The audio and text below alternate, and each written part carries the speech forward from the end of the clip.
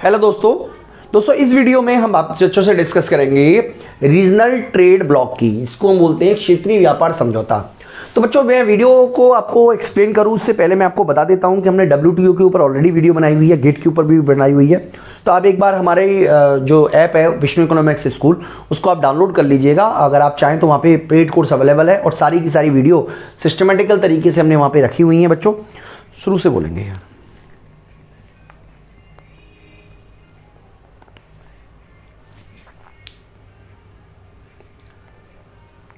Hello दोस्तों इस video में हम बच्चों से डिस्कस करेंगे रीजनल ट्रेड एग्रीमेंट्स के बारे में, जिसको हम बोलते हैं क्षेत्रीय व्यापार समझौता।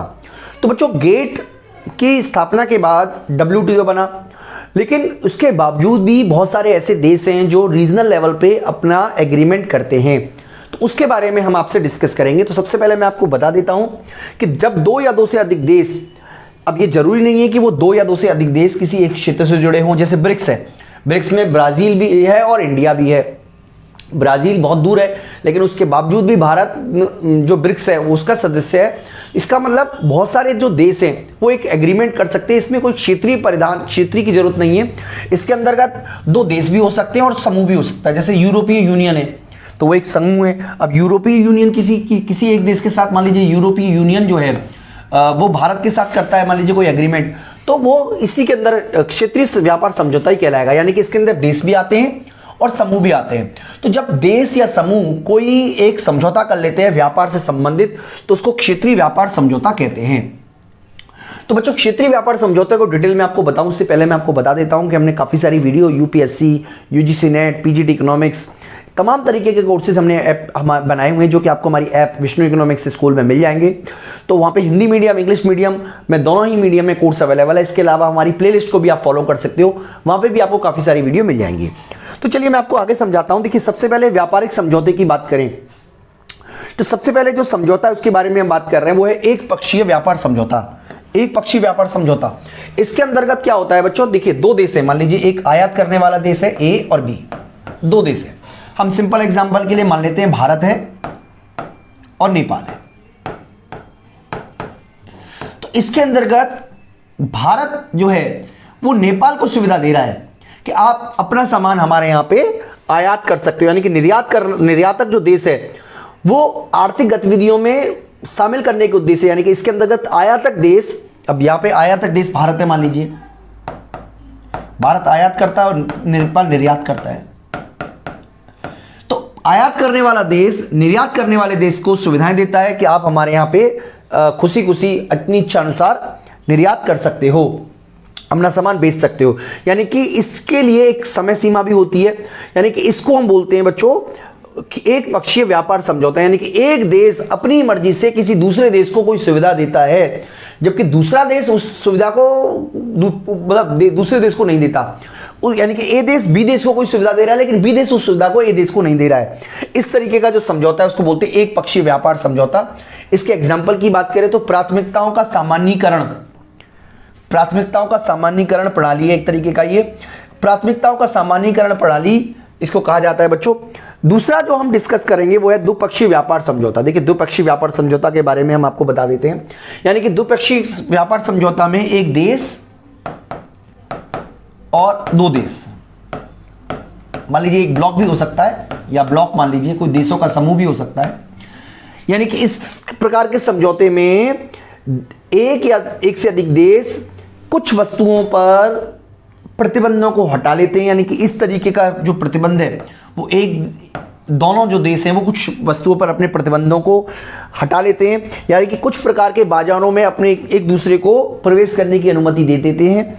और इसके एग्जाम्पल है मान लीजिए यूरोपियन संघ, दक्षिण अफ्रीका मुक्त व्यापार समझौता, आसियान भारत मुक्त व्यापार समझौता। यानी कि द्विपक्षीय व्यापार समझौता के अंतर्गत एक देश, दो ब्लॉक, एक देश एक ब्लॉक, कुछ भी हो सकता है, वो एक प्रकार से कुछ वस्तुओं और सेवाओं को एक दूसरे के लिए ओपन कर देते हैं। ये मैंने आपको ऑलरेडी बता चुका हूं। इसके अलावा एक और होता है बच्चों जिसको बोलते हैं क्षेत्रीय अधिमान व्यापार समझौता। ठीक है, रीजनल प्रेफरेंस ट्रेड होता है एक तरीके का। इसके अंतर्गत क्या करता है कि जो समूह के सदस्य देश हैं उसके अंतर्गत एक आम सहमति बन जाती है समूह के सदस्य देशों में, और वो आपस में जो व्यापार बाधाएं उनको समाप्त करने के लिए दूसरे देशों को वरीयता देते हैं। यानी कि इस समझौते के अंतर्गत समूह के सदस्य देशों के बीच अधिमान्य आधार पर, प्रेफरेंस आधार पर व्यापार बाधाओं को कम किया जाता है, जैसे व्यापार वरीयता का वैश्विक प्रणाली, GSPTP बोलते हैं इसको। इसके अलावा बच्चों चौथा जो है व्यापार ब्लॉक, ये आपको समझना है, इसको बोलते हैं आपका ट्रेड ब्लॉक। ट्रेड ब्लॉक के बारे में मैं आपको समझा देता हूं। देखिए सबसे पहले इसमें क्या होता है कि इसके अंदर कई जैसे देश है वो अपना एक ग्रुप बना लेते हैं, और जैसे मान लीजिए A, B, C और D, 4 देशों ने अपना ग्रुप बना लिया। अब ये क्या करते हैं बच्चों, इस तरीके का जो ग्रुप बन गया ये आपस में व्यापार करते हैं, और आपस में व्यापार करने के लिए एक समान टैरिफ रखते हैं। सॉरी, मतलब अपने देश, गलत बोला मैंने, आपस में स्वतंत्र व्यापार समझौता कर लेते हैं। यानी कि यहां पर ये एक दूसरे से व्यापार कर रहे हैं। व्यापार, स्वतंत्र व्यापार का मतलब टैरिफ के बिना व्यापार नहीं है बच्चों। स्वतंत्र व्यापार का मतलब है जो गैर टैरिफ है, गैर टैरिफ, गैर प्रशुल्क अवरोध हटा दिए, प्रशुल्क लगाते हैं आपस में। लेकिन अगर यही किसी और देश के साथ ट्रेड करेंगे तो सारे के सारे देश एक जैसी पॉलिसी अपनाएंगे, क्योंकि एक ब्लॉक के रूप में काम कर रहे हैं। इसको बोलते हैं ट्रेड ब्लॉक। यानी कि व्यापार ब्लॉक में सदस्य देश आपस में बिना किसी प्रशुल्क के, बिना किसी बैरियर के स्वतंत्र व्यापार करते हैं, लेकिन बाहर के देशों के साथ, ग्रुप ब्लॉक के बाहर के साथ एक जैसी पॉलिसी अपनाते हैं। इसके नेक्स्ट हम बात कर रहे हैं बच्चों मुक्त व्यापार क्षेत्र, इसको बोलते हैं free trade area. Free trade area के अंतर्गत क्या होता है, यानी कि मुक्त व्यापार क्षेत्र में उन देशों का समूह है जो एक दूसरे के साथ व्यापार पर सभी प्रकार के सभी प्रशुल्क बाधाओं को समाप्त कर देते हैं। यानी कि इसमें सभी प्रकार की प्रशुल्क बाधाओं को भी समाप्त कर दिया गया है। इसके अंतर्गत केवल स्वतंत्र व्यापार था, इसके अंतर्गत प्रशुल्क बाधाओं को भी समाप्त कर दिया गया है, और गैर सदस्य देशों के साथ अपने प्रशुल्क निर्धारण में स्वतंत्रता होती है। यानी कि अपने यहां पे देखिए ब्लॉक बन गया ABCD देशों का, आपस में ये स्वतंत्र व्यापार कर रहे हैं, लेकिन E के साथ A अलग व्यवहार कर सकता है, D अलग व्यवहार कर सकता है, B अलग व्यवहार कर सकता है, C अलग व्यवहार कर सकता है। यानी कि अलग ब्लॉक के बाहर देशों के साथ ये किस तरीके का व्यवहार करेंगे, ये उनके आपसी मतलब आपसी जरूरतों पर डिपेंड करता है। नाफ्टा इसका एग्जाम्पल है बच्चों। नाफ्टा के ऊपर हम ऑलरेडी वीडियो बना रखे हैं, वो भी हम आपकी प्लेलिस्ट पर जोड़ देंगे। सीमा शुल्क संघ, कस्टम यूनियन। कस्टम यूनियन के अंदर क्या होता है बच्चों, ये एक तरीके का ब्लॉक बन गया है, संघ बन गया। इसके अंदर का जो समूह के देश है, जो समूह देश है, वो क्या करते हैं बच्चों कि जो बाहर का कोई देश होता है उस पर एक समान प्रशुल्क लगाते हैं। यानी कि अपने यहाँ पे समान आप कह सकते हो एक तरीके से समान रूप से व्यापार कर रहे हैं, लेकिन कोई बाहर से आता है, बाहर का कोई देश है, तो उस पर एक समान शुल्क लगाया जाता है। देखिए दोनों तीनों में क्या डिफरेंस है बच्चों, मैं आपको एक बार फिर से बता देता हूं। जो व्यापार ब्लॉक है, मैं आपको एक बार फिर से बता देता हूं बच्चों। व्यापार ब्लॉक में देखिए ये हम 3 ले लेते हैं, इसमें ABCD देश है और E, चारों में हम आपको ऐसे समझा देते हैं, ABCD और E। जब व्यापार ब्लॉक की बात करेंगे तो ये आपस में व्यापार करेंगे जो कि गैर प्रशुल्क सहित होगा, इसमें प्रशुल्क सहित होगा, ठीक है। लेकिन यहां पे जो करेंगे वो एक नीति होगी, ये है। इसके अंतर्गत ये स्वतंत्र व्यापार है, बिना प्रशुल्क के व्यापार, प्रशुल्क रहित, और ये भी प्रशुल्क रहित है। लेकिन यहां पे अलग अलग पॉलिसी रहेगी, अलग अलग नीति, और यहां पे जो है वो एक जैसी नीति रहेगी। तो बच्चों ये फर्क है तीनों में। इसके अलावा हम बात करें कॉमन मार्केट की, तो कॉमन मार्केट में सीमा शुल्क से भी आगे बढ़ जाता है। इसके अंतर्गत केवल वस्तुओं का ही नहीं बल्कि साधनों का भी आदान प्रदान फ्रीली होता है। यानी कि ए देश का व्यक्ति बी देश में जाके भी नौकरी कर सकता है, और बी देश का व्यक्ति ए देश में जाके नौकरी कर सकता है। बहुत सारे यूरोपीय देशों में इस तरीके का संघ बना रखा है जिसमें वो आपस में एक दूसरे के यहाँ पे अपनी नौकरी भी कर सकते हैं। भारत में ऐसा नहीं है।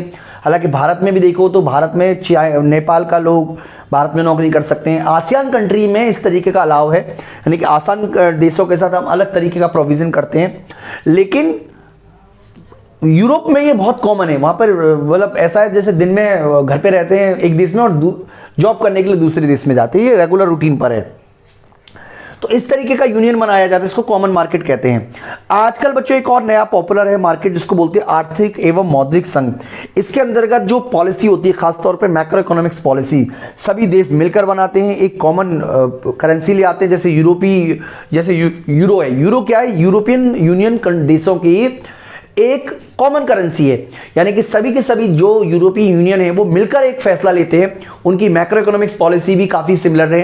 तो ये है बच्चों पूरा का पूरा टॉपिक। मैं उम्मीद करता हूं आपको समझ में आया होगा, जो कि हमने आपको रीजनल ट्रेड ब्लॉक के बारे में बात की। इसके अलावा देखिए बहुत सारे टॉपिक्स हैं जिनके ऊपर हमने अलग से वीडियो बना रखी है, ठीक है, तो अलग से आप वो भी हम आपकी प्लेलिस्ट में जोड़ देंगे। इसमें से हमने जिस टॉपिक पे वीडियो बना रखी है उसके बारे में मैं आपको डिटेल बताता रहूंगा बच्चों। तो अभी इस वीडियो में मैं इतना ही करा रहा हूं, इसमें से काफ़ी सारी वीडियो आपको हमारी अगली जो प्लेलिस्ट है उसमें मिल जाएगी।